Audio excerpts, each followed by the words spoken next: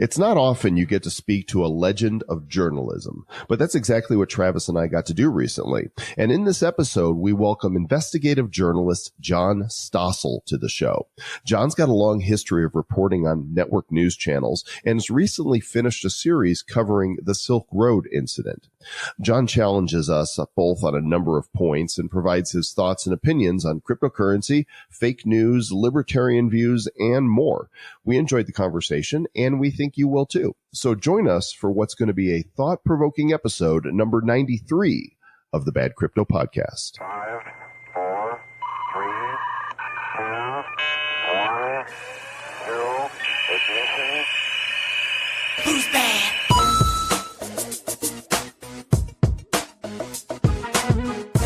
You know, Mr. Joel Comm, I am really excited that we finally have an insightful episode of Bad Crypto. Yeah, this might be the one that moves us from bad crypto to decent crypto, or not so horrible crypto. Not so bad. Not so bad after all, Crypto Podcast.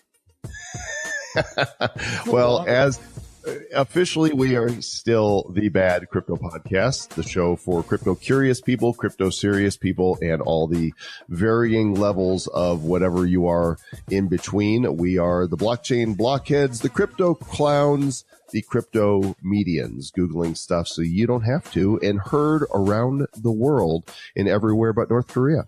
And Alpha Centauri, we are now entered into that galaxy. It's very exciting. We're in multiple galaxies now. And the aliens love us. Yeah. we're huge on Andromeda.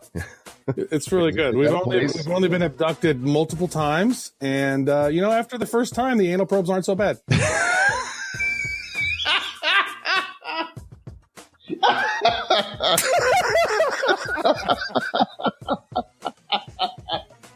Oh, my God. That was bad. Alrighty then. Shout outs to our show sponsor, Staff Virtual. I don't know if they provide any of those services, but they do help. They do help with customer support. And, they really are targeting companies in the crypto space. If you want to make sure you have a good support team, whether you're conducting an ICO or your company is live, you want to make sure you're providing support for your customers. And it's something that's sorely lacking in many industries, but especially the crypto space. Staff Virtual can solve that for you. They're all about pre-sales, brand awareness, customer support. If you're doing an ICO, think of your launch. Think of the customers. Think of the children. Go to staffvirtual.com and check that out. Absolutely. You know why, Mr. Joel Comm? Why? Experience is so important. And I think a lot of these crypto companies, they're just thinking about, how can I make a token? How can I get really rich in this and add blockchain to this? And they don't actually go through and do an empathy map of your customers. They don't actually go through and view how the customers are going to, look at your business or how they're going to experience your business. And, I wrote a book about customer experience, and I really think that's what's going to set the gold standard companies from just the rest of the ones and the coins that sort of over time fail. It's customer support and customer experience. And I'm just really big on it. And I think that Staff Virtual can help out if that's what you're looking for. Absolutely. And guess what's coming up very soon? The event in Austin, Texas. Several events in Austin, Texas, actually. Yes. And look in the show notes for more about this. But the meetup now has over 900 RSVPs, the Bad Crypto Meetup at South by Southwest in Austin. So badco.in/meetup. If you want to meet us there or at the Blockhouse, BLOKHAUS.VIP is the place to register for that. And we may have an announcement for another. I think we're extending our trip to do Bad Crypto Live at another event. But as of this taping, even though there's no tape involved, we don't have that nailed down. It should happen, though. And so we're going to be there all week. Yep. And also, the World Tokenomic Forum, a few episodes ago, we had Chris Snook, my co-author of Digital Sense, on, and we co-founding the World Tokenomic Forum. And we have the Blockhouse at South by Southwest. So make sure to come check that out. You can register for an invite. It's invite only. And I think there's only going to be 100 or so people allowed in per day over those 3 days. And so fill out that. It's block, BLOKHAUS.VIP. If you're going to be at South by or if you're in Austin, fill that out. And we'd love to see you there. Lots of crypto stuff going down in the city of Austin. Yeah, and episode number 100 is coming up, at least numbered episode. I don't know why I feel the need to explain this all the time, because we've already actually way past 100 recordings, but numbered episode 100, the celebration is coming up, and you're going to want to call into the Bad Crypto Hotline and get on the show and tell us whatever you want. Tell us what the show's meant to you. Tell us to stay bad. Come up with a funny, comic bit that we can include. Ask a question, whatever. The number is 708-885-9030. And you might end up on the show just like this guy. Bad Crypto voicemail. You have one new message. Hi, it's Keith from Belgium. I really just wanted to say that I love your show, and also the only thing I wanted to say was magical internet.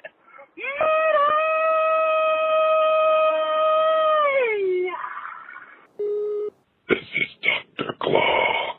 Stop supporting crypto. You're ruining my fiat plans. I'll get you, Joel and Travis, next time. Ooh, Dr. Claw. Very scary. I think he's trying to compete with fiat currency. I'm really terrified. I'm so terrified, Mr. Joelcom. Chance has written us via the contact form, and he says, I have what I believe to be an idea that will disrupt in a productive way the automotive purchase incentive business. I've been following your show since Bitcoin was around $5,000 and love how you roll. Travis rolls better than I do. If you push him down a hill, his shape is more rolly. It's more inclined. Hey, quit fat shaming me, Joelcom. To the rolling. I don't appreciate your fatsism. You age shame me, so you're an ageist. That's true. So he says, I have zero knowledge of coding and less knowledge of applying for patents. My question is, how do I even begin the process of taking my idea for tokenization and making it a thing I can present to the right people? Do I patent my idea first, form a company first? And so there's that. Good question. And I don't know if we're business advisors, Travis. Are we? Well, we are blockchain advisors. We do advise for a few blockchain companies. That's really part of the deal, is you want to make sure that you have the team to pull it off. I think, the most successful companies, and we had Ian Bellino on a few episodes ago. He says he did all this research. The most successful companies that have launched ICOs, 90% of them have a working prototype of some sort, and 65% of them plus have a phenomenal team. So you need to get yourself a great team.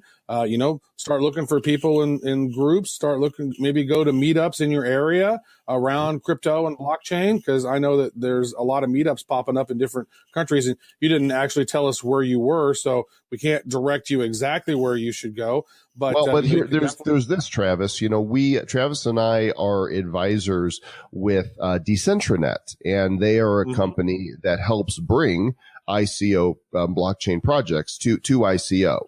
And you can check them out at decentranet.com. And there's a link to that in the show notes. In fact, they've brought, I think a couple of the ones we've had on our show to ICO. They brought Loki to ICO. We've had somebody from Securency on. We had at Davos, we interviewed a gentleman from Impact PPA. They've also done Wand Chain, which is huge.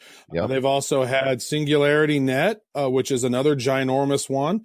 And so, you know what? Maybe reach out to them and maybe start formulating your idea a little more, start building out what it would look like in your mind and get clear on it. And then send a shout out to the universe, and the right people might start flowing in your path.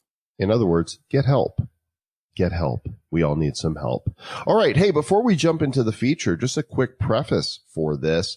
A friend of the show, Naomi Brockwell, a.k.a. Bitcoin Girl, is a producer for John Stossel. He does videos every week. John is an old school journalist.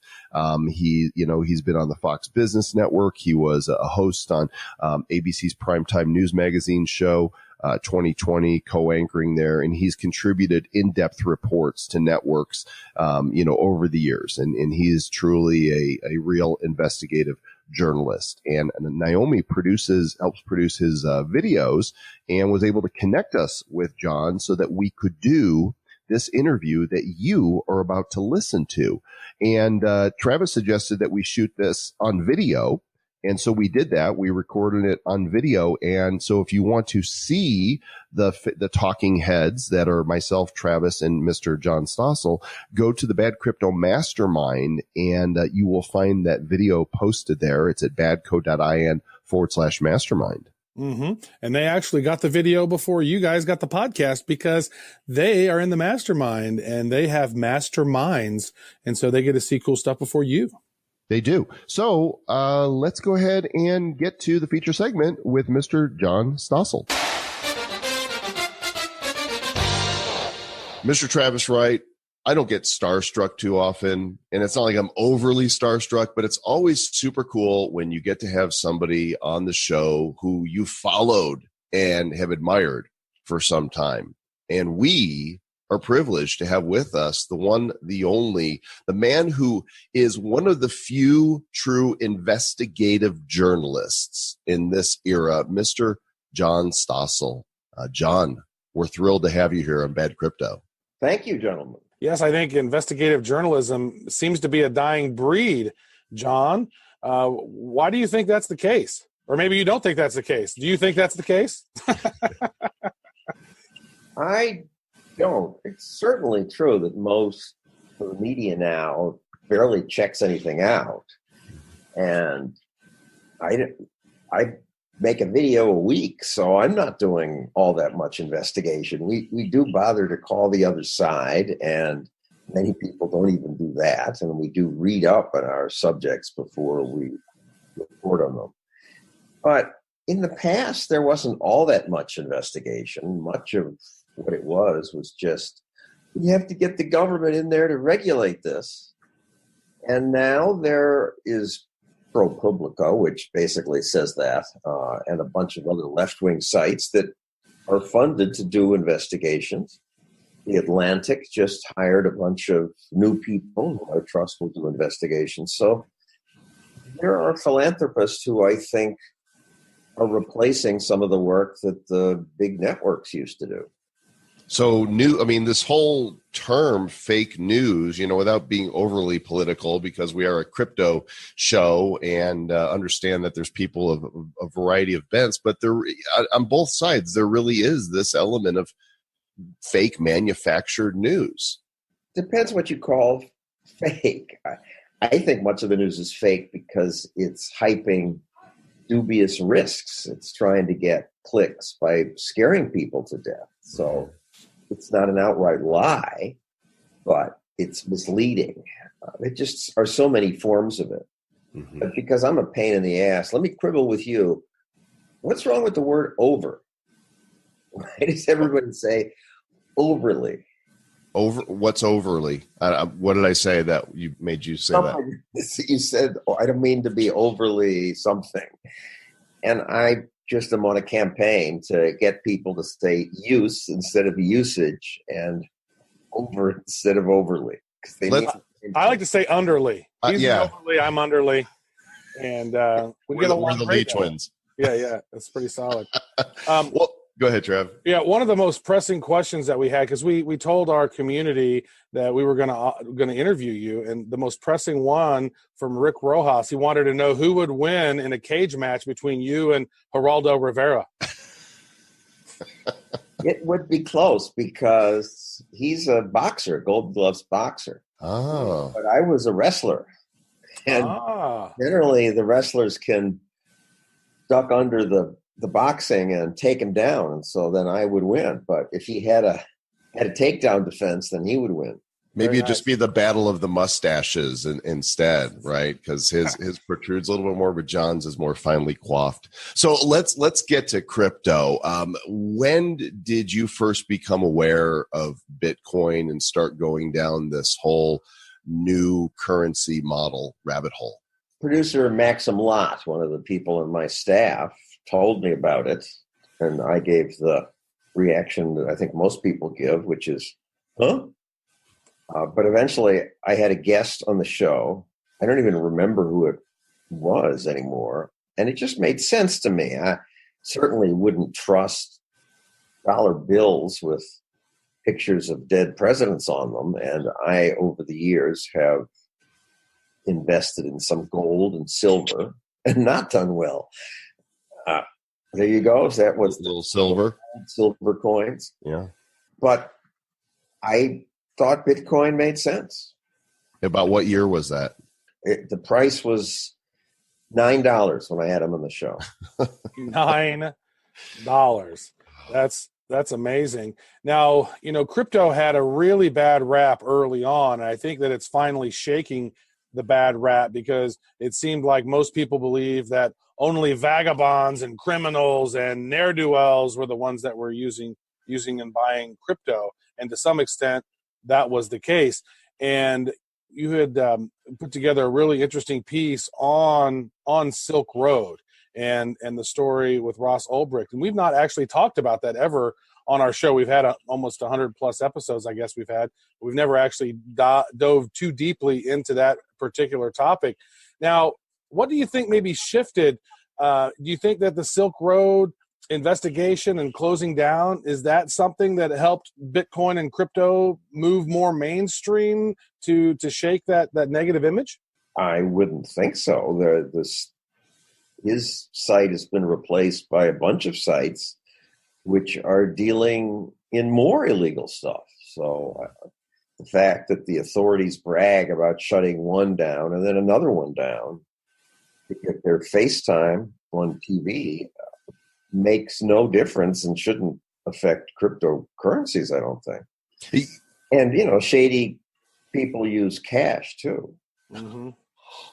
They do. Suitcases full of it. I've seen the movies. It's always in a suitcase. That's true. So tell us a story about this, because we haven't gone that deep into Silk Road, and you've done a lot of research. So let's kind of go back to the beginning. What was the Silk Road?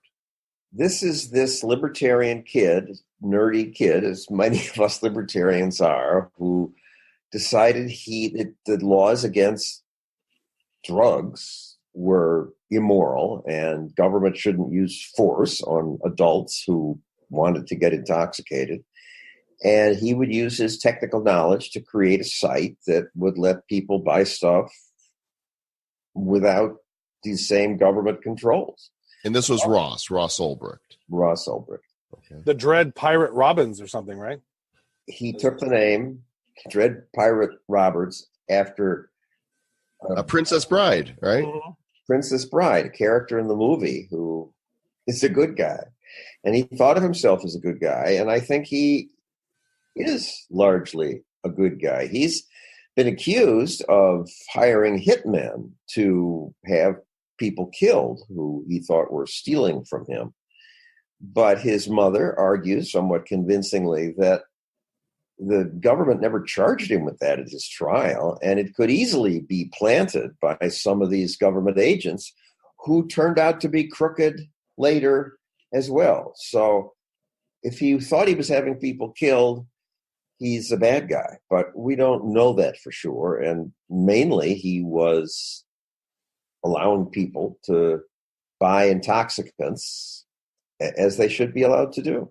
It's such a fascinating thing, is that it almost seems like in this culture now, all we have to do is blame somebody of something, and then, it ruins their career or can ruin their life. It's so fascinating how we've gone down that road. Guilty until proven innocent, right? Mm-hmm. Isn't that it's kind of flipped it? It seems like that's happened.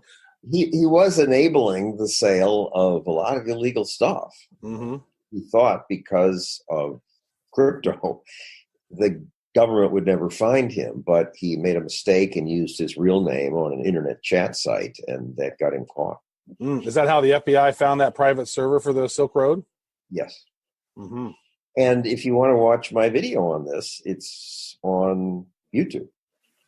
Yeah, and we'll definitely link to that in the show notes at badcryptopodcast.com so that people can see it. How did the bust actually go down? In San Francisco, he I don't know. I forget. He got arrested. But he is an American Yes. living in the U.S. when this happened. Yes. And this is how crypto got really such a bad rap, right? It's, the media pumping up that people are using this new currency for illicit means. That's part of it. A lot of people, anything outside government control makes them nervous and has the opposite effect on me. But it wouldn't have just been Silk Road, because people use cryptocurrency on a lot of other underground sites.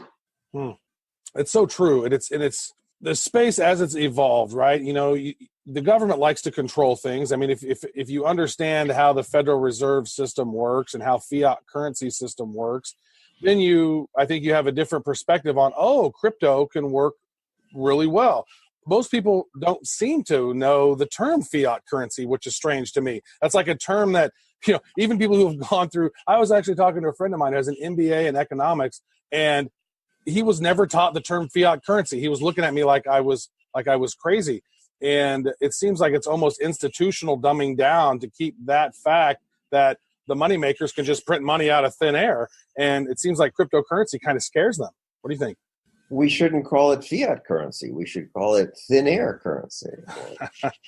Yeah, what is this? I'm holding here in my hand, John, and those watching video can see. This is a $100 bill that on the front of it is Benjamin Franklin, and it's got this stripe in it. It says 100. In the back, it says the United States of America, in God we trust. What is this thing that I'm actually holding here?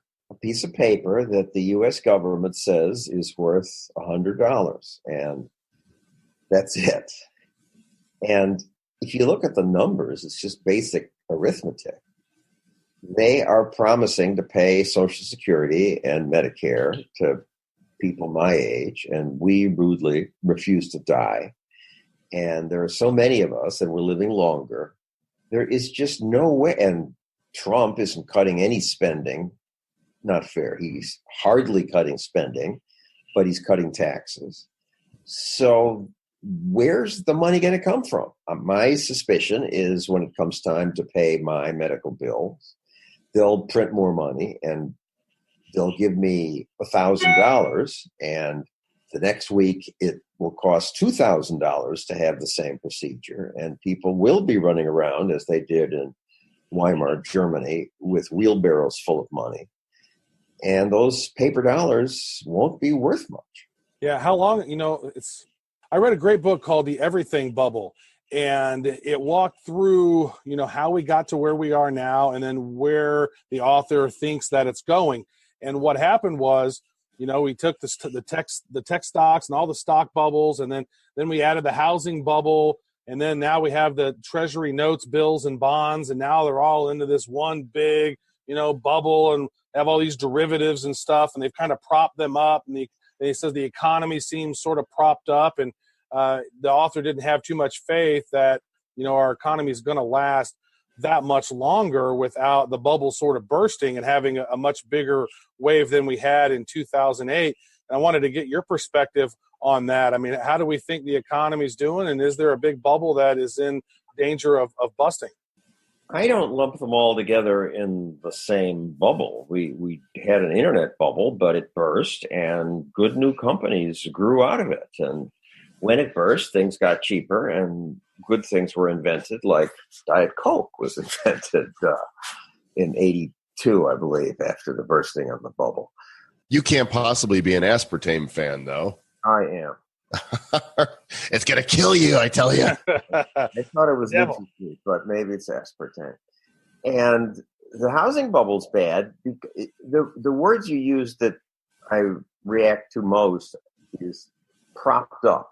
And because we give a special deduction for a mortgage, which other countries don't do, and they have higher rates of homeownership, so it's not necessary at all that we do this. That props up the housing market. And then when money gets tight, it's true, there may be a crash. But to me, that's very different from the budget deficit and the promising of things to old people. And the politicians aren't going to stiff us because we vote. And That to me is what will lead to the printing of money. And this is fun. This is from Zimbabwe, a bill, but 1 billion. will we have that here? Maybe. $1 billion. Well, in Zimbabwe, it's not unusual for the price of Bitcoin to be higher than it is here. I'm not sure what it is at this moment, but as we're doing this interview, it's going to actually air more than a week from now. But as of right now, Bitcoin's taking another dip. It's at about $10,000. I'm curious what your crystal ball says about the future of Bitcoin and crypto in general. I don't presume to have a crystal ball.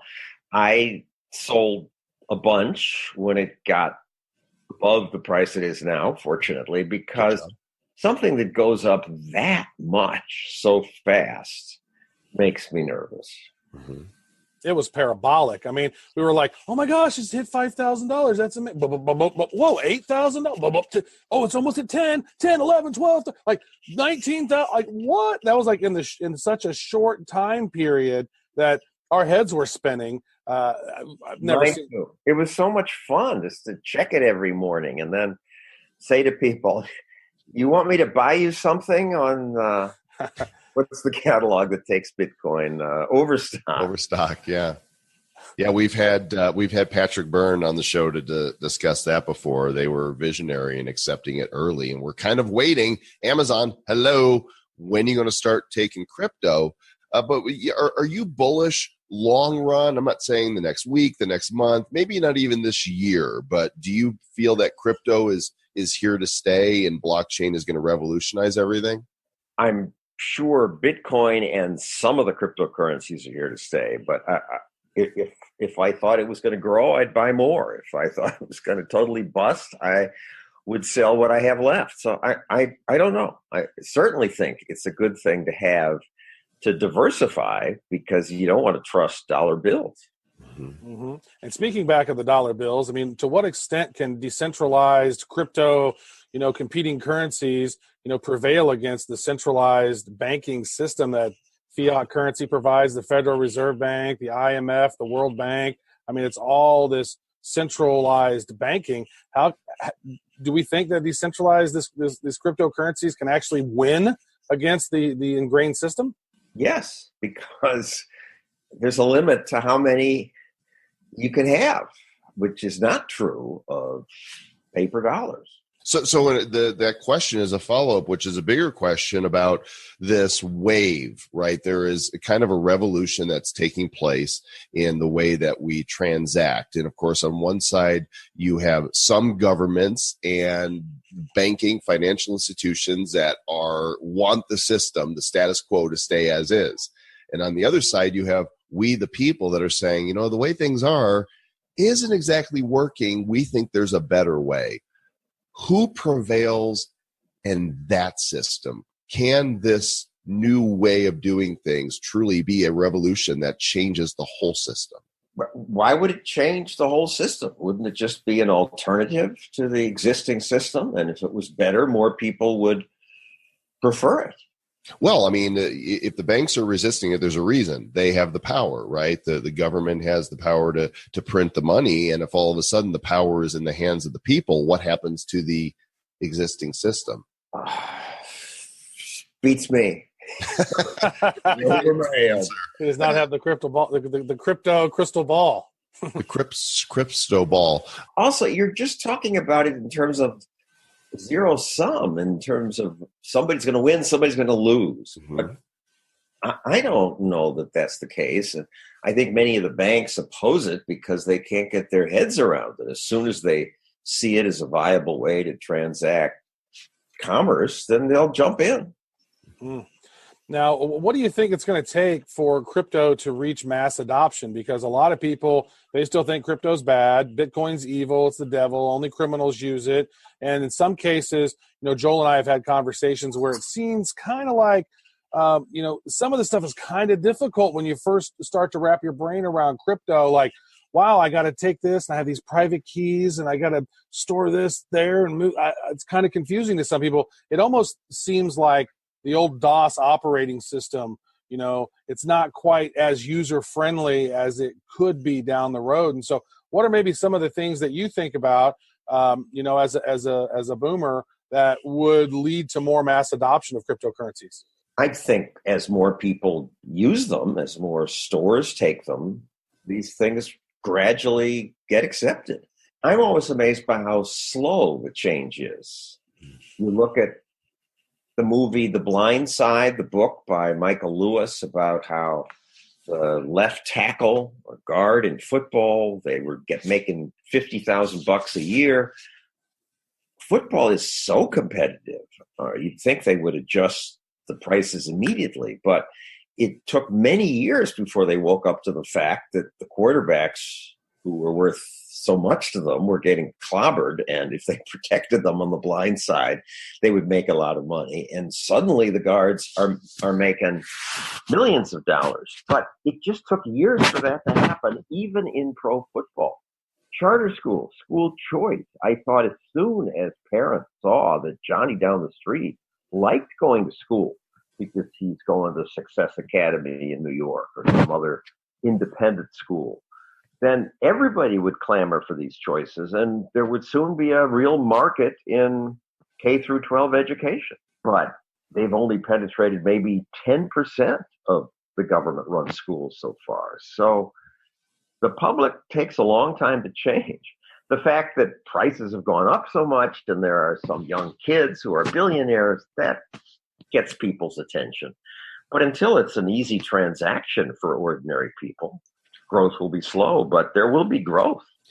John, you do work with Fox Business Network, and you used to work with co-anchored 2020 and have done investigative journalism and reported on stories for a number of years. I'm curious, what are you fascinated with right now, crypto or not crypto? Just, what has your attention that you are really diving into?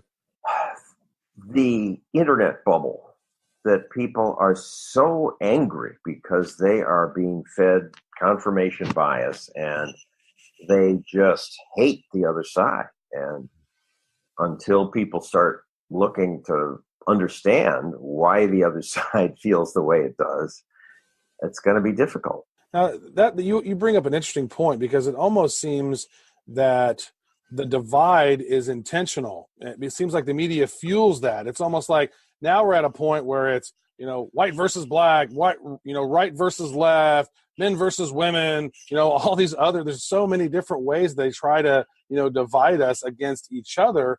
And it seems like if we could only unite and realize, hey, it's the system that's bringing us this crap. Let's make the world a better place and do good stuff together and work together. It's almost like people get fed in and they buy into that. Like, yeah, screw you too. Like it's actually the Japanese's fault, because they had that Godzilla versus Mothra film. Oh, they had all those 60s. Yeah, maybe that's what set it off. What's the question, Travis? I was like, what do you think is the solution to that? I mean, how do we stop being so divisive and wake up people's confirmation bias and wake people up?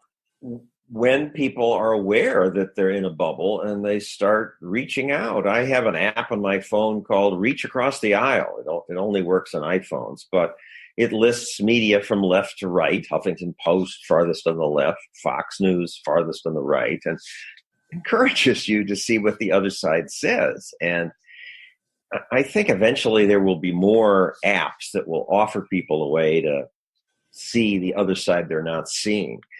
I had a fun experience in New York during the presidential primary campaign where my son, who is 30, and his friends were shocked that Hillary had won the primary, because on their feeds, it was obvious that Hillary was bad and Bernie was great, and everybody was voting for Bernie. And in their world, it was impossible that Bernie could have lost. And it was a nice jolt of reality for them, and we all need that. But I think you keep talking about the system.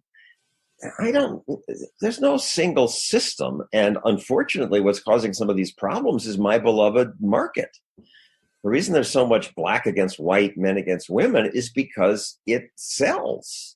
anger makes you want to check it out. And nobody's out by the back fence gossiping about who's being faithful to their spouse. It's about who's cheating. And that sells.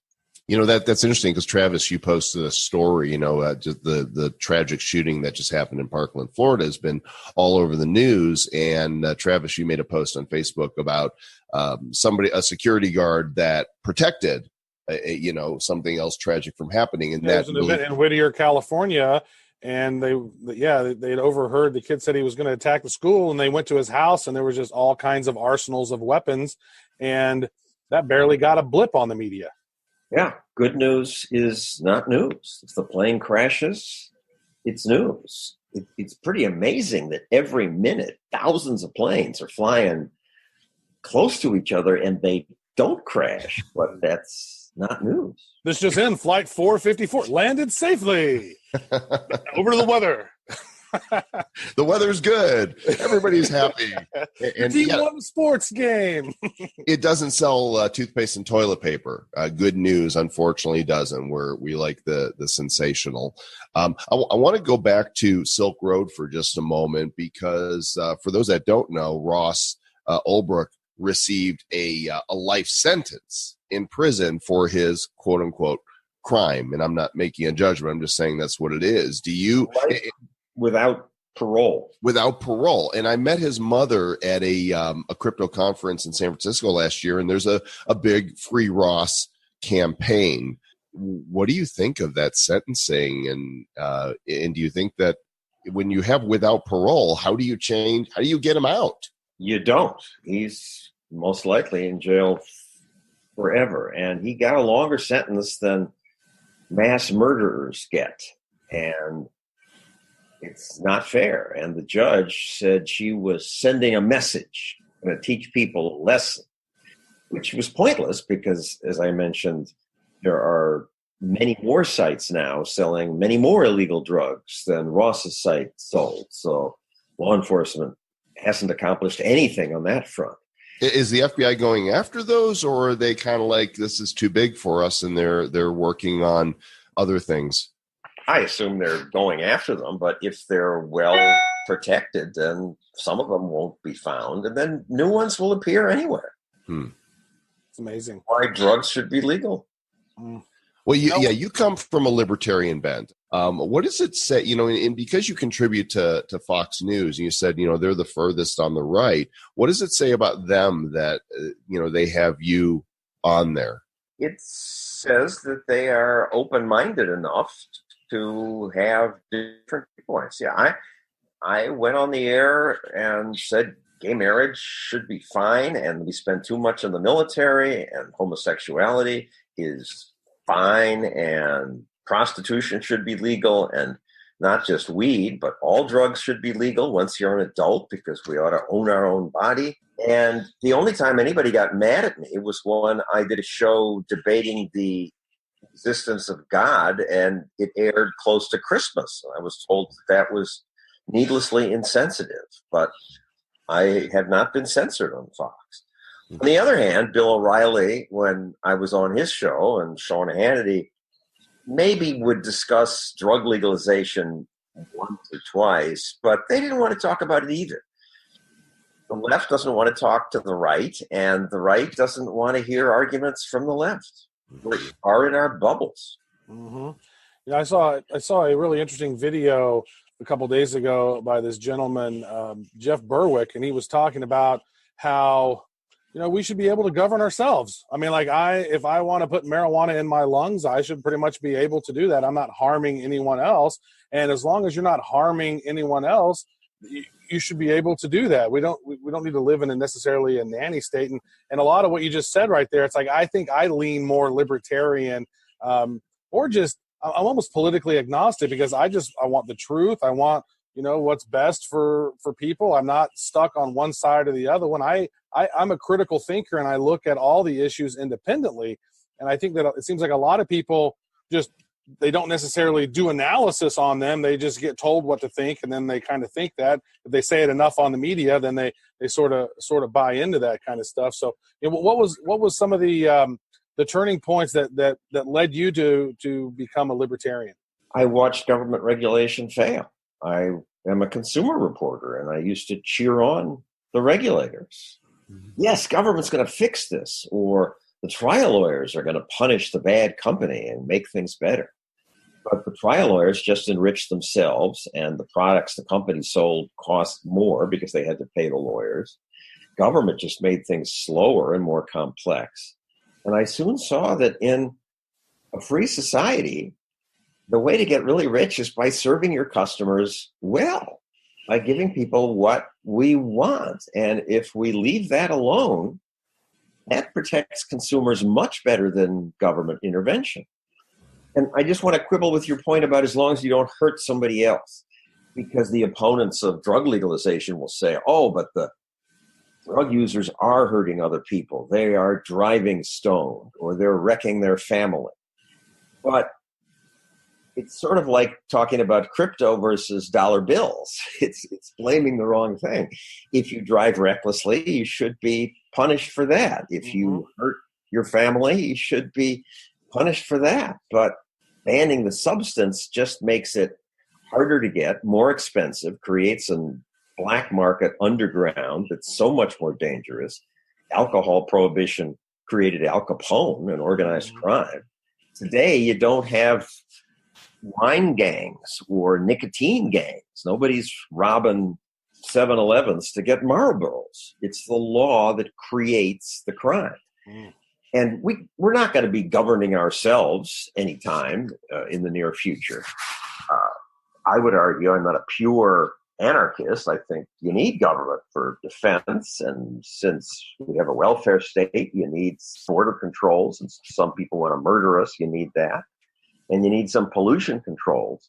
So you need some government. But what percent of the economy should it be? The dollar wouldn't be losing value if government were 20% of the economy. It's now 40% and growing unsustainable. Wow.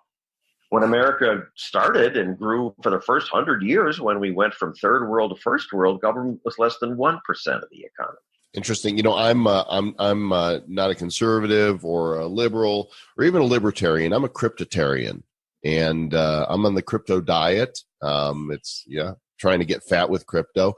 John, we really appreciate you coming on. Want to respect your time. Just one last question for you before we let you go, and that is, we talk a lot about getting people to think. You know, Travis mentioned critical thinking. What recommendations do you have for the general public for them to be as woke as possible so that sides can talk to one another and we can mend fences and build bridges? It's very tough. I'm making a video a week trying to make people think about these ideas in a fun way.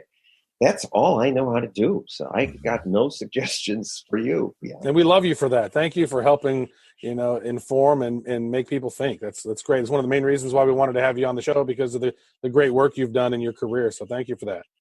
Thanks, guys. Yeah, and if you guys want to go subscribe, the YouTube channel will link to in the show notes. It looks like your username is RickJohn12,000. How did you end up with that?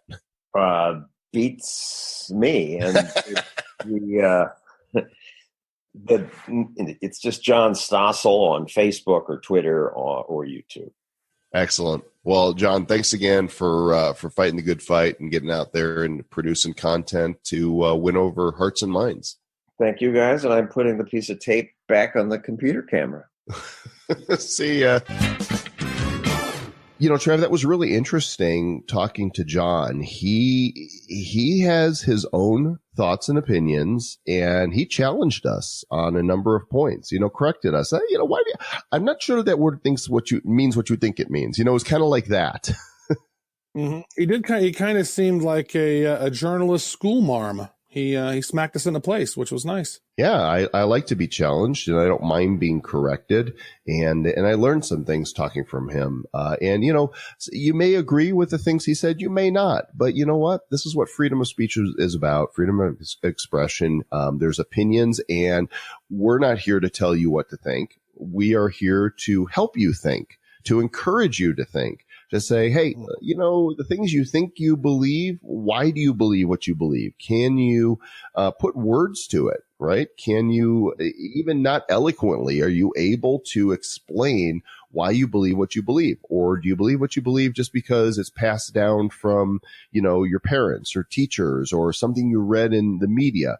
We want to encourage everybody to think for themselves and come to conclusions not based on their pre-existing notions or their bias, but what is. Mm-hmm. Think for yourself, 'cause I won't be there for you. Yeah. So on top of that, I would say, you're right on. Why do we think the way we think? Well, culture. There's narratives that we see over and over and over again. And if you hear the same thing over and over again, you start believing it. There's dogma that we grow up with. There's this religious dogma that we have. There's catma, there's hamsterma, there's, indoctrination in school. I mean, it's so true. We go through 12 years of government compliance and sitting in classes and being told what to think and being told to regurgitate these facts, not necessarily being told how to think or what to think. It's mostly here's regurgitate these facts. Tell us what we told you and we'll give you good grades. And so, you know what? That's why we really like to say, you know what? If you agree with us or if you don't agree with us on some things, that's great. If everybody was the same, that would be really boring and homogenous. So we think for yourself. Let's all think for ourselves. And you know what? Let's agree to disagree agreeably at times, but let's feel free to have these discussions, because if you don't have these discussions sometimes, then, people might go on believing things that aren't true. So I like to help wake people up if I can and make the world a better place if I can. I'm offended that you would. I'm glad that you feel offended. That makes me feel like I've done a great job today of making somebody think. You know what else people should know? They should know that all the other things that they can choose to do after listening to this episode, of all the places they could go, of all the people they can talk to, of all the activities that they can participate in, the only one that really matters is that they stay bad. Who's bad? The Bad Crypto Podcast is a production of Bad Crypto LLC. The content of the show, the videos, and the website is provided for educational, informational, and entertainment purposes only. It's not intended to be and does not constitute financial, investment, or trading advice of any kind. You shouldn't make any decisions as to finances, investing, trading, or anything else based on this information without undertaking independent due diligence and consultation with a professional financial advisor. Please understand that the trading of Bitcoins and alternative cryptocurrencies have potential risks involved. Anyone wishing to invest in any of the currencies or tokens mentioned on this podcast should first seek their own independent professional financial advisor. We don't run from doubt. We overcome it. We don't succumb to fear. We out-train it. We don't wish for progress. We fight for it. That is how Marines win. Learn more about the fight at Marines.com.